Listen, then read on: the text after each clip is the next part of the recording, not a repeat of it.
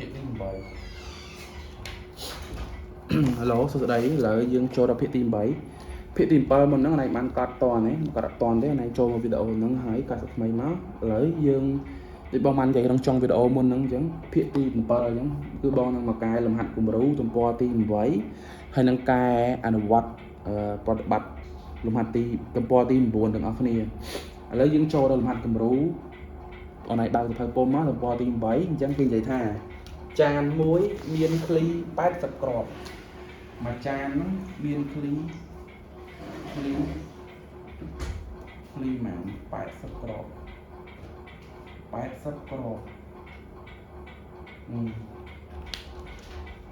ពិតអូគេថាចានហ្នឹងមានឃ្លីច្រើនជាងបន្តច្រើនជាង80គ្រាប់គេអត់ដឹងថាចំនួនប្រមាណទេគេអត់ដឹងថាចំនួនប្រមាណទេតែគេដឹងថាវាមានច្រើនជាង80ប៉ុន្តែតិចជាង90យល់ទេច្រើនជាងប៉ុន្តែតិចជាង90បានន័យថាម៉េចបានន័យថាអាច81ទៅ89អនឡាញសិក្សាទៅលើបន្ទាត់ចំនួនមកឃើញទេច្រើនជាង8បានន័យថាម៉េចបានន័យថាឧបមានេះ80អញ្ចឹងគឺធំជាង8ទឹកជាង9បានន័យថានេះ9អញ្ចឹងគឺមានន័យថា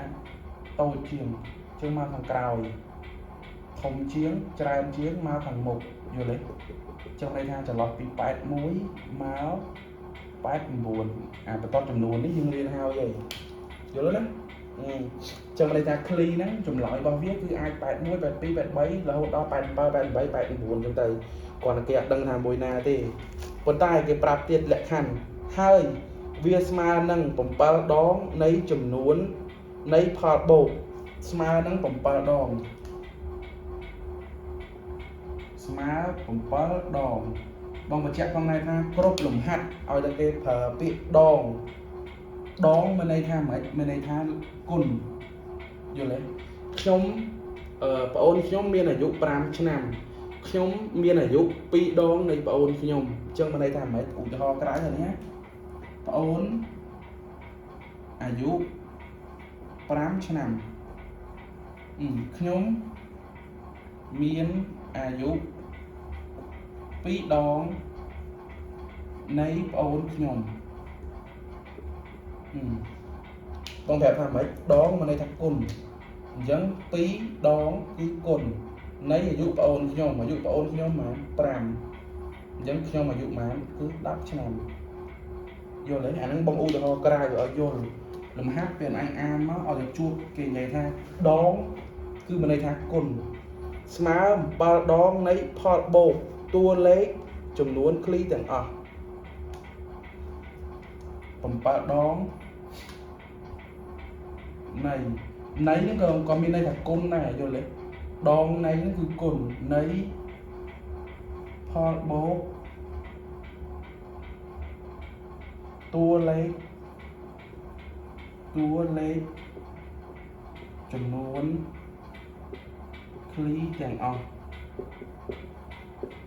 អញ្ចឹងបំរាប់គេប្រាប់មក3ធំសំខាន់ទី1គេថាវាច្រើនជាង8មានន័យថាចាប់ពី81ទៅតិចជាង9មានន័យថាចាប់ពី89ចុះក្រោមអញ្ចឹងចំណុចប្រសពរបស់វាគឺ81ដល់89ហើយនឹងមួយទៀតគេថា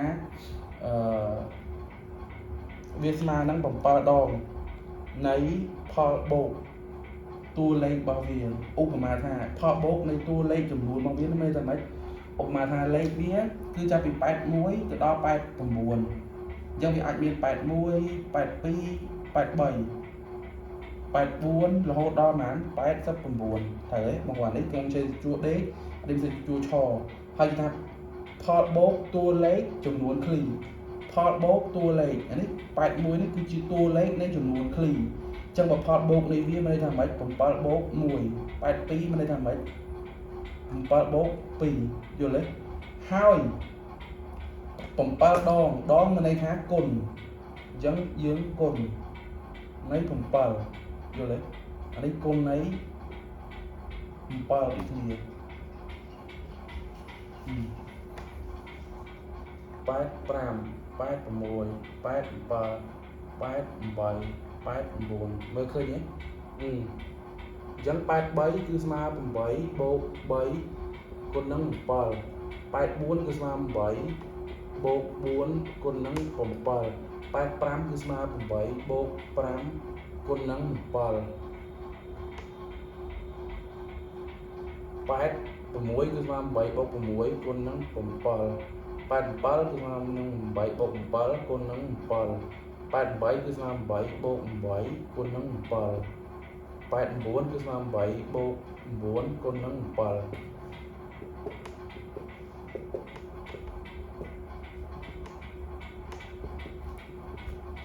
អានេះលក្ខណៈរបស់វា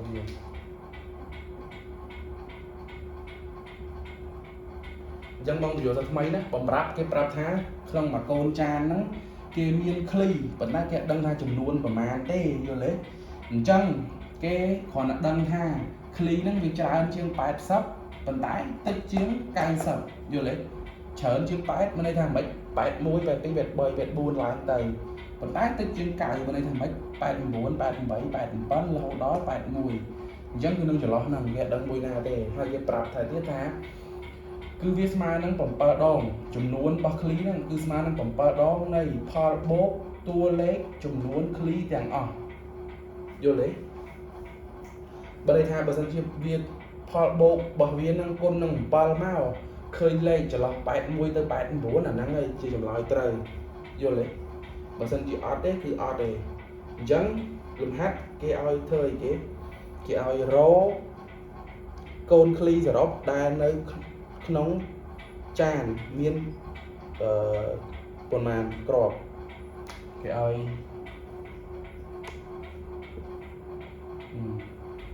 រកចំនួនឃ្លីក្នុងចាន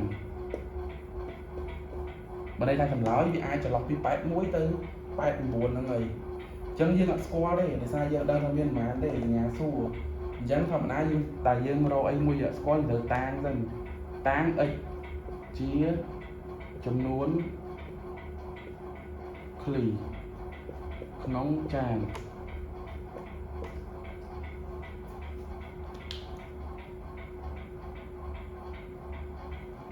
ដែលយើងដឹងហើយថា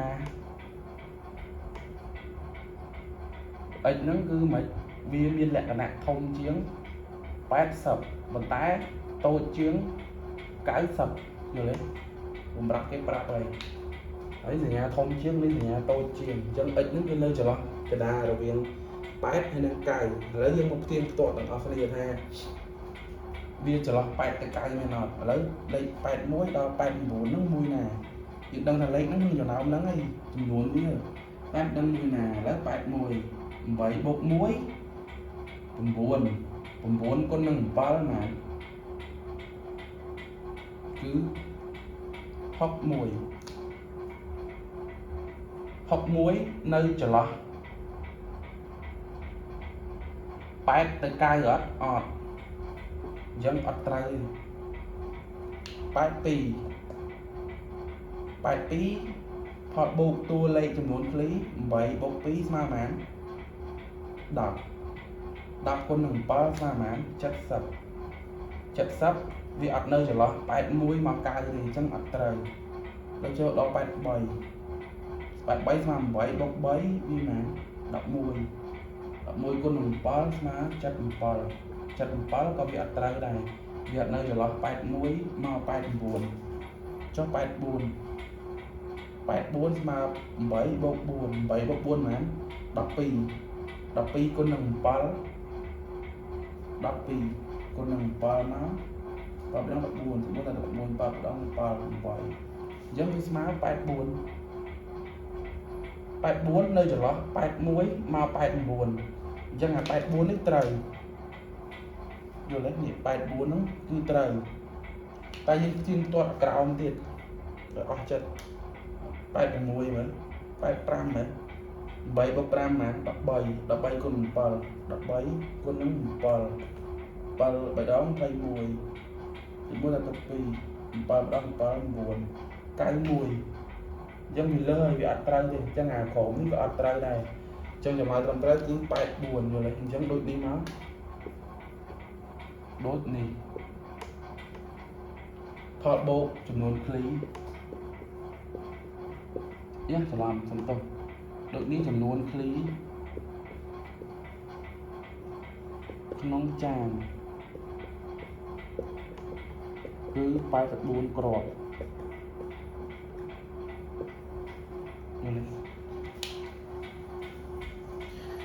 dân bong thì không đàn ai nâng mơ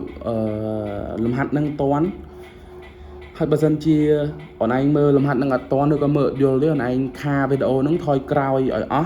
thôi mơ ở bong bị vô sao mấy nè bị ba máu mơ ở chắp tầng bị bong cọt bà thiên nâng sao mấy hỏi chăm dưỡng chăm bọn anh nó thưa làm hạt cùng rù rồi còn làm hạt nặng nó vọt cho mong đã oi hơi làm hạt nó vọt nắng tiền anh nhà ở bón ở này đặt phong ra làm hạt nó vọt thiệt ti màn rồi lấy dân mặt bong cài ở này bàn bờ này đặt thiệt ti màn đấy bờ này cài này bàn đây dân là anh chụp scope video nắng làm bay mưa ở nắng tới hơi cọt vía máu thấy tới anh vọt làm hạt bong đã nó vọt ở ngõ kia đấy chân chụp scope tới hơi chụp bong nắng cài to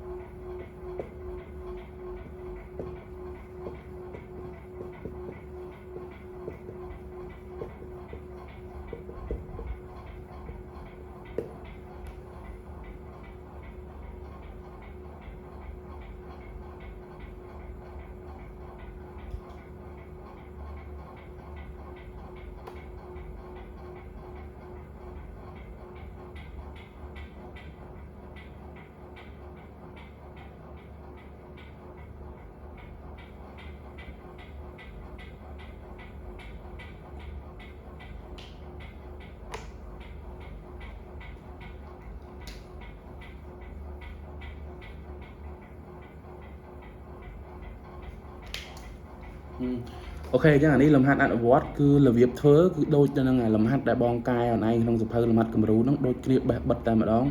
អនឯងធ្វើឲ្យដូចមកគ្រាន់តែលំហាត់ទី1ហ្នឹងគឺយើងត្រូវបងប្រាប់ដំណោះស្រាយណាលំហាត់ទី1គឺផលបូកណា